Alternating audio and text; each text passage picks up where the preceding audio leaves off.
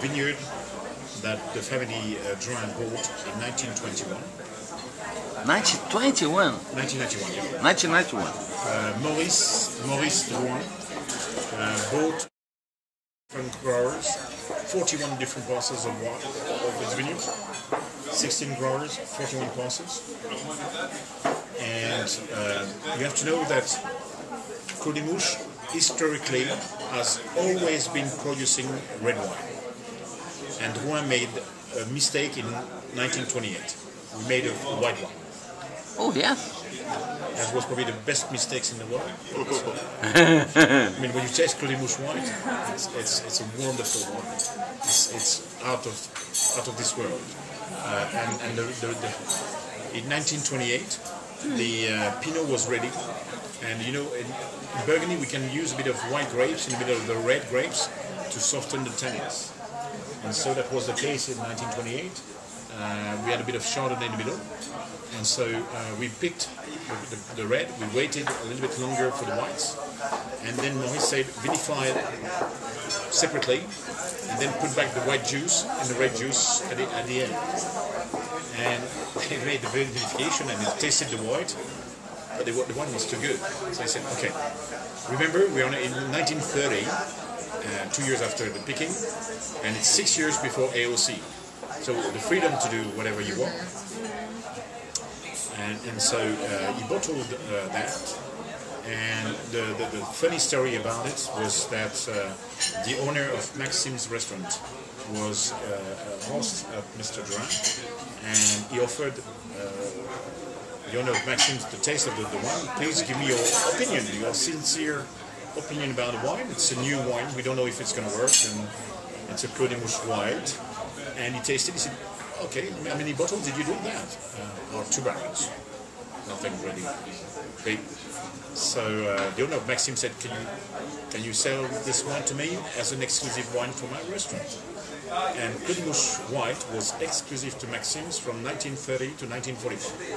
Fantastic. So by the time we grew more and more Chardonnay, and so now we've got 7.5 red, 7.5 hectares white. But it's not 2 blocks. Once again, it's patchworks. Okay. So during the time of the harvest, we come like 6 to 10 dates, different dates, to pick a different altitude, different location, orientation, and stuff like that. Separately. Always, yeah. And so it's fantastic. It was planted when like that?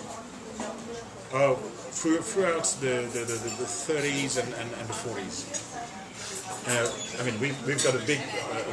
We own 80% of Clos des Mouches, and of course the vines were dying. Some of the vines were 120, 130 years old, and we know now that replacing only the vines doesn't make. It's not good. It's not good for the vineyard. So we pulled out some blocks, entire blocks, and so in biodynamic farming. Philippe Drouhin said, "Oh, we have to let the vineyards 7 years without vines." My God, 7 years. 7 years, and then it was before to clean the before the hailstorm. So we my God. After 5 years, the brother and sister said, we skipped the last 2 years, plant now, and so because you need 4, 5, 6 years before you start to use again the vineyards, yeah.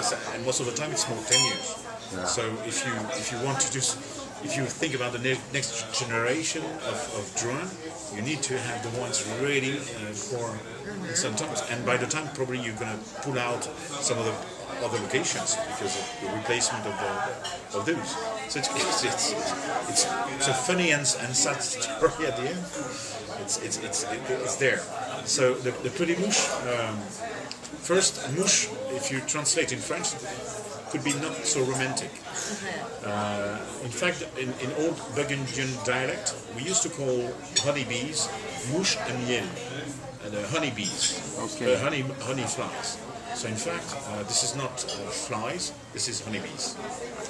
And so we even put some honey hives in the vineyard 5 years ago, and we are producing honey from Clos des Mouches. Fantastic. We don't sell, so we produce some. And we are in biodynamic farming, so no pesticides. And